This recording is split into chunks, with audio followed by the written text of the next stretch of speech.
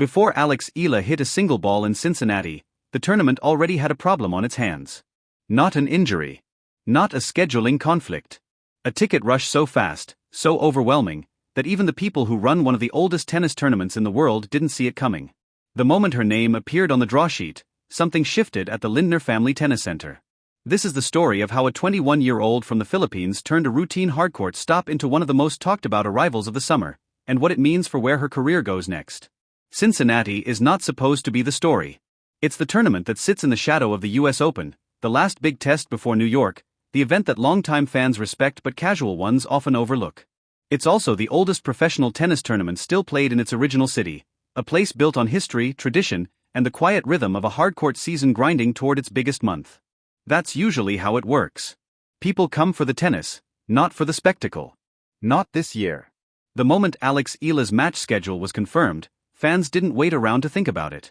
They moved.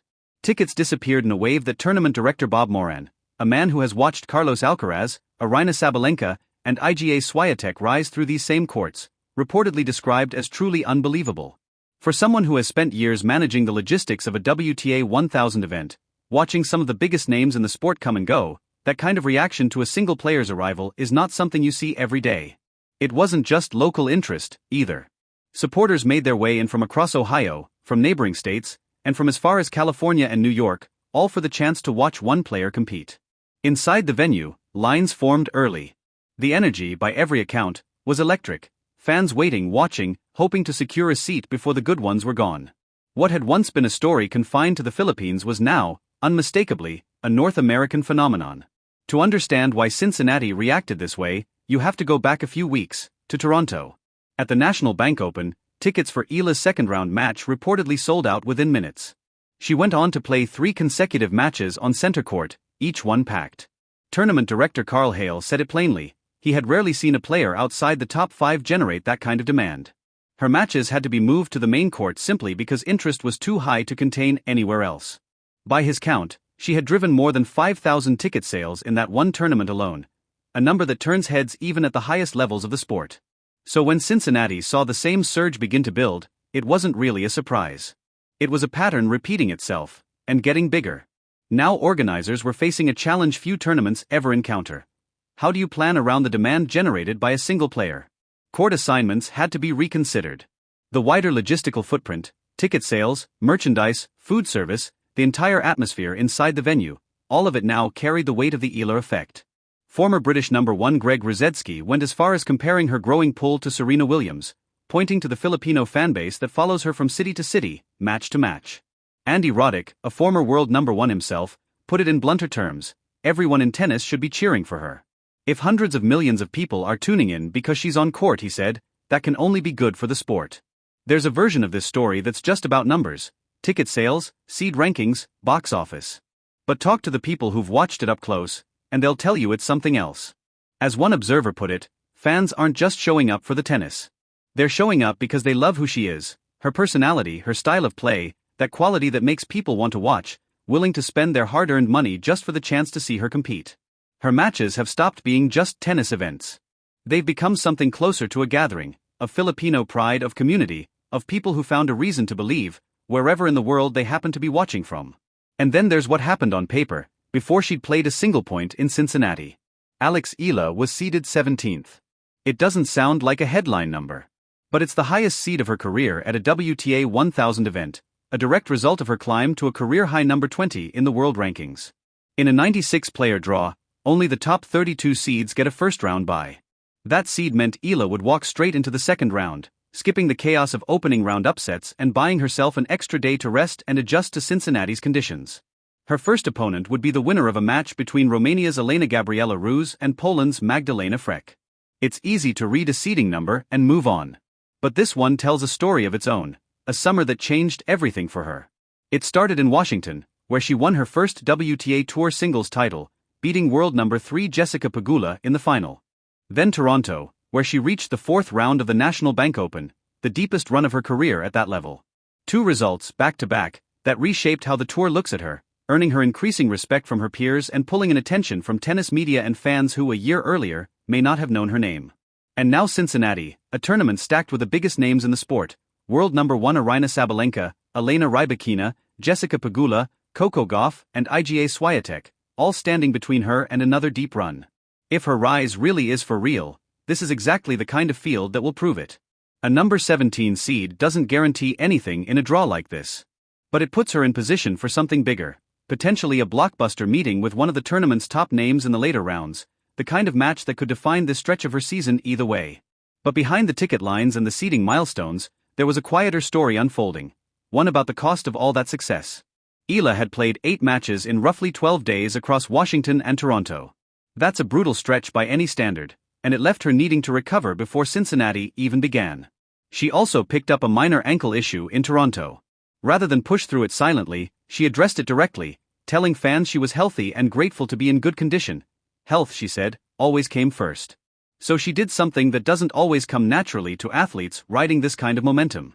She stopped. She said she planned to take a couple of days to recover, both physically and mentally, before traveling to Cincinnati. Time to step away from tennis, reconnect with friends, and simply have some fun before getting back to business. It's a small detail, easy to skip past in a highlight reel. But it says something about where her head was. The Cincinnati Open wasn't just another tournament to survive. It was a final proving ground before the US Open begins on August 30th in New York, and she wanted to walk into it clear-headed, not running on fumes. Her plan, as she described it, was simple: recover, learn, improve, and arrive in New York ready to compete at her very best.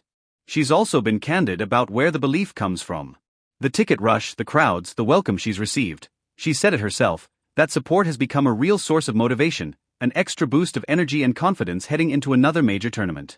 And she's credited her coach, Joffer Bosch, with helping her navigate the demands of life on tour, the kind of steady presence that matters most when a schedule gets as relentless as hers has. Step back far enough, and the Cincinnati ticket rush stops looking like an isolated moment. It looks like the latest chapter in a much longer story, one that has been building for years quietly, before the rest of the world started paying attention. Eala picked up a racket for the first time at 4 years old. In 2022, she became the first Filipino player to win a junior Grand Slam title, the moment that first announced her as a talent capable of making history on the sport's biggest stages. In March 2025, she made a run to the Miami Open semifinals, beating 3 Grand Slam champions along the way, including Iga Swiatek, and confirming she was becoming a serious force on the WTA Tour rather than a one-off story. Then, in 2026, she became the first Filipina to win a Grand Slam singles main draw match at the US Open, before adding her breakthrough WTA Tour title in Washington against Pegula. Each of those moments on its own would be a career highlight for most players. Strung together in the space of a few years, they start to look like something else. The arc of someone who isn't just talented, but built for the biggest stages, someone whose breakthroughs keep arriving faster than the sport can fully process them. Even her peers have noticed. Danielle Collins praised not just her game, but the way she carries herself, how genuinely comfortable Eala seems in her own skin, and how kind she is off the court. That's not the kind of thing that shows up in a ranking or a seed number, but it may explain as much about the ticket lines in Cincinnati as any statistic does. People don't just line up for a forehand. They line up for someone they feel they know. Her career earnings are reportedly approaching $3 million now, with partnerships attached to Nike, Babolat, and Globe Telecom. The business side of her career has grown alongside the sporting one, proof that what's happening isn't a short-term spike, but a genuine shift in her standing in the sport, on and off the court alike. So what does all of this actually mean heading into Cincinnati? It means a player who, not long ago, was known mainly within the Philippines is now selling out center courts across North America. It means a tournament director with decades of experience watching legends come through his gates was left genuinely stunned by the demand for one player's matches. And it means Eala arrives in Ohio with her highest seed ever at this level, a healthy body, a clear mind, and a field of the sport's best players standing in front of her. The exact kind of test that will show whether this summer was a breakthrough or just the beginning of something bigger. It also means something for the sport itself. A new audience is watching tennis now, many of them for the first time, drawn in not by a marketing campaign but by one player's story. That's rare. And it's the kind of shift that tends to outlast any single tournament result.